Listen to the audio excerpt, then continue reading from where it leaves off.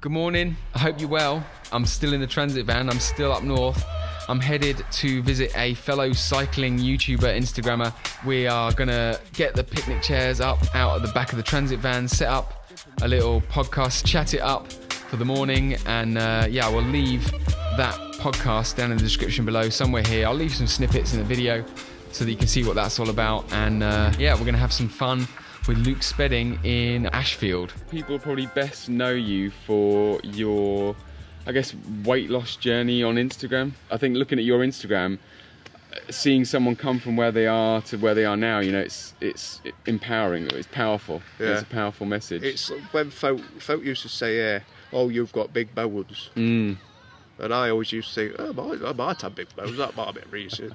Not the fact that I'm going to Mackey's and putting away 3 large Big Mac meals. Exactly, that had nothing to do with it. No. Yeah, well, that's the thing, isn't it? You take away the control, and then it's much easier to go to Mackey's. And it's people are very good at making excuses for the bullshit. Yeah, I think we all are. I think I got adept at it. Yes, you got very, I mean, like yesterday I was camped out on the bottom of a climb that was just picturesque, beautiful weather, and still my body was making excuses to conserve energy, you know, and it's like, what, you know, but then as soon as you jump on your bike, you're like, it. Oh yeah, never regret it, you know, so. It is. I made a deal with myself that I want to do at least 30 minutes exercise daily, whatever it is. I don't care what it is, how intensive it is, just as long as I'm moving 30 minutes a day. And I've stuck to it. That's great, it's been over a year since I did that. I think that's the way to do it, is to have just something achievable each day. Yeah. You know, because then... It's like, some people go to gym for 2-3 hours. I mean, if you enjoy it, good for it. Yeah, exactly, But you don't have to. No, just do something simple. Just go for a walk. Yes, everybody absolutely. Can walk. You don't care how big you are, you can walk. Yeah, and it's all about, you know, starting somewhere. You know, if you don't move at all, then, you know, just move a little bit. You know, just start somewhere and keep going. If you come from being really big, you notice differences very quickly. Is that actually paint? Custom paint job, yeah.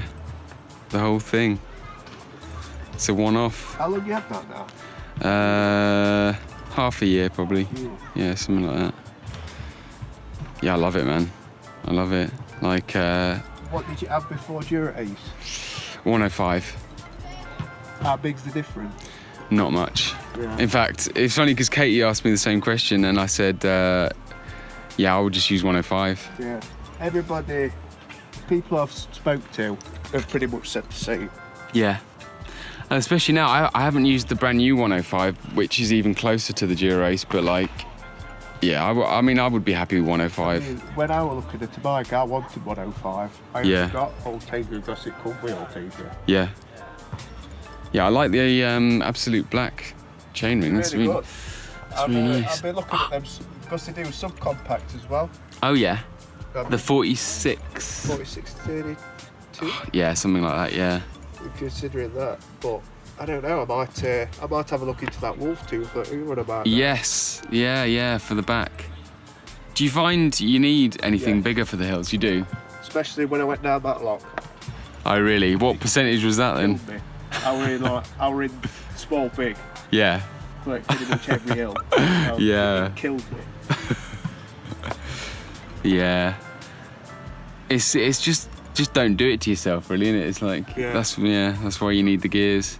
That's why I got asked the question actually the other day, like, because people seem scared to give themselves more gearing than it baffles me. Yeah. But yeah, obviously, if you work harder, you're gonna get more out of it. But if you're gonna fuck your knees up or your joints up in process, well, people because the manufacturers, they put, you know, the default, which is like an 1128, which is what this guy who asked me the question had on the back, and he said, should I go any bigger? And I was like, of course you should. If you're grinding, yeah, as big as you want, mate. Like 46. On the mountain bike, I run a 1 miler mountain bike. Oh yeah. 30. I think it's a 36 up front. Yeah. And then I've got a 46 up back. Not fussed about getting KOMs or anything like that. I just want to be able to cycle. I'd like to do some tours around the UK as well. Yeah. I think there's a lot to be said for just having fitness in general, isn't there? Really, you know, I mean, not about a number, not about. I'm not fussed about the extremes. Yeah. It takes a certain type of person. Yeah. A certain type of person to want to get them extremes. Yeah. It goes from healthy to unhealthy, probably. Yeah, possibly. Yeah, but like I think just having fitness in general has so much value, you know, like for everyday life. Yeah. It's like one of the things I remember drawing a comparison to. There's a shop I used to ride to pick the bit shopping up a couple of years ago. It's like a 1.5 mile. Yeah. There and back. And I remember getting off a bike before, and I was literally panting. Yeah. I was bollocks. Yeah. But now. Yeah. Exactly. Nothing. Yeah. Exactly. Yeah. Nothing. It's like I couldn't even walk to the end of my street. Yeah. Yeah. It's crazy, isn't it? Yeah. Physically tired, like I need to take it down. Yeah, I think there's a threshold, isn't there? Yeah. It's like for everybody, it might be relative, but there is a threshold where, you know, it enriches your life. Just do enough to do what you want to do. All right, time to head back.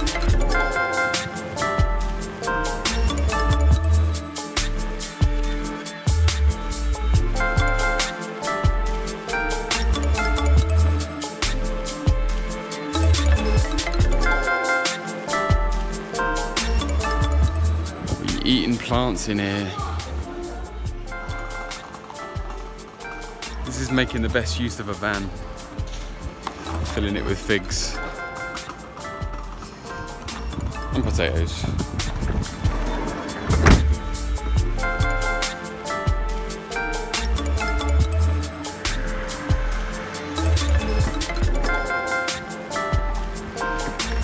All right, so we have had a long day of driving back from the north to London, which is where I am now, and I've had to cut the transit training camp short, unfortunately, just because sleeping in the back of the transit van is a miracle that with all the road rash I've got over my body, I've not gone septic, and I need to not be at a high risk of going septic. So I've decided that it's a better idea for me to come back and sleep in my own bed, look after myself, recharge, recuperate. This doesn't mean that this hasn't been a success. The transit training camp is a template for something next summer. 100% I want to do this again, because the unlimited freedom that you get from chucking your bike in the back of a transit and camping out on the foot of some incredible climbs in the north of England and just in the UK in general, or in fact anywhere in the world, is something that I definitely want to explore more of, and I'm definitely going to do again. So yeah, this is something, the transit training camp, this is not the end of the transit training camp, this is the beginning, and I'm so excited. If the weather wasn't turning autumnal here in the UK, it would be something that I would continue with, and that if I wasn't covered in road rash, then yeah, I would definitely be carrying on with this. But yeah, it's something that we're gonna have to revisit, and I can't wait to do that with you and share it with you, and yeah, it's gonna be awesome. But until then, if I don't see you out on the road, I'm gonna see you in the next one.